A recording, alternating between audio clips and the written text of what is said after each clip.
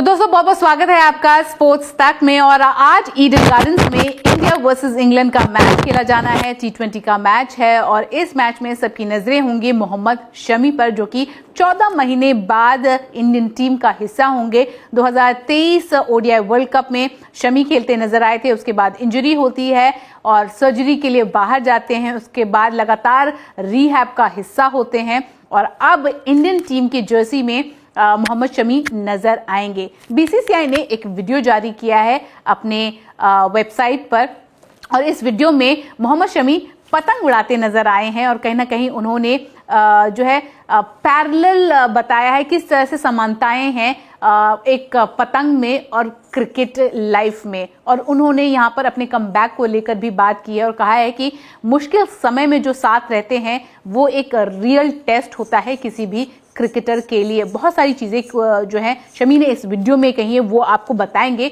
आपको शमी के बारे में बात करते हैं। 2024 में जो है इंजरी के बाद रणजी ट्रॉफी में कमबैक किया था मोहम्मद शमी ने मध्य प्रदेश के खिलाफ मैच के दौरान और उस मैच में 7 विकेट लेकर उन्होंने बंगाल को जीत दिलाई थी। उसके बाद विजय हजारे ट्रॉफी और सैयद मुश्ताक अली ट्रॉफी में भी अपने रिदम में वापस आते नजर आए थे मोहम्मद शमी और कहीं ना कहीं उस परफॉर्मेंस के कारण जो है उन्होंने सिलेक्टर्स को कन्विंस किया था कि that he is ready for the Indian team duty.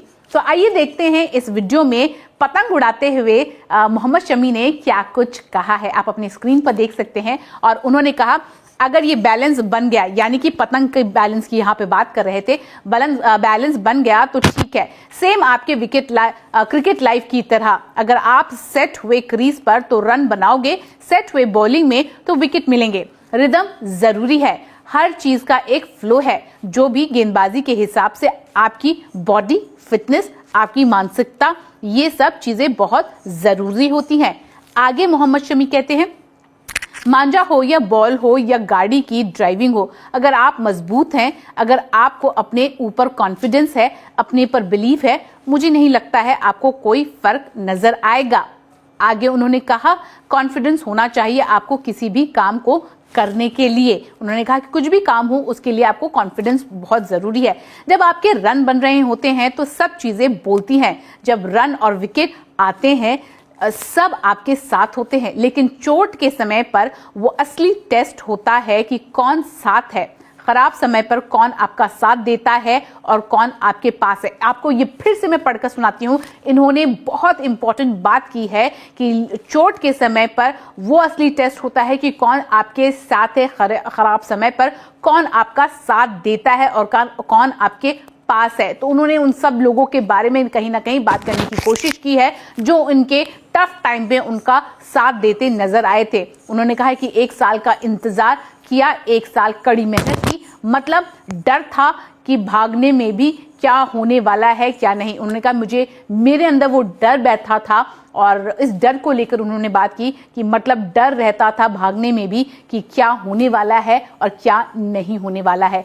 आगे कहते हैं बहुत ही मुश्किल है किसी भी खिलाड़ी के लिए जो उस फ्लो से घायल होकर दोबारा एनसीए जाकर रिहैब करना, वापस आना वहां पर। जब आप चोट से गुजरते हो तब मजबूत होकर आते हो, यानी मुझे लगता है कि आप एक एथलीट के रूप में और ज्यादा मजबूती से वापस आते हो जब आप इंजर्ड होने के बाद रिहैब करके वापस आते हो, क्योंकि आपको इतनी बारी जो चीजें रिपीट करनी पड़ती है, मानसिक रूप से मजबूत होना पड़ता है आपको। तो उन्होंने कहा कि जब वापस आते हैं तो एथलीट के रूप में आप एक मजबूत इंसान के तौर पर वापस आते हैं। आगे उन्होंने कहा इसी मुद्दे पर इस वीडियो में बात करते हुए जो हो गया वो हो गया, उसको पास करके उसे क्रॉस करके आ चुके हैं। नतीजा तो ऊपर देने वाला ही है। अगर आप मेहनत करोगे तो जरूर आपको रिजल्ट मिलेगा।